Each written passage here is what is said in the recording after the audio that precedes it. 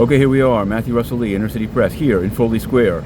We're continuing our coverage today, Monday, September 19th, of the U.S. versus Trevor Milton trial. Even over the weekend, we've covered some filings where he's trying to keep out a letter from the Irish Times, the government shooting back. Watch it. We have a song, too, so take a look, and Patreon at Matthew Russell Lee. But we're also covering the United Nations. Yes, we haven't, because we've exposed the corruption of Antonio Guterres, his failure to disclose on his financial forms his links to a Chinese bribery firm, China Energy Fund Committee.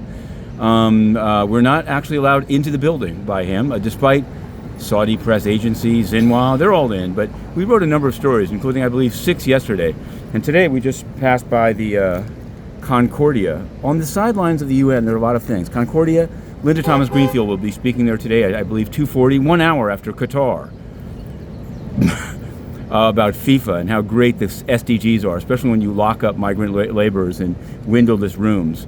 We'll be covering that. The Clinton Global Foundation, well, they've got BlackRock in the house. You see, the UN, it's UN Sleaze Week, but we're going to be focused very closely on the United Nations because they talk a good game about transparency and freedom of the press and accountability. And they're the least accountable organization, I believe, in the city of New York. Even today, as the GA kicks off, Joe Biden's on his way. He'll speak Wednesday. We'll cover that.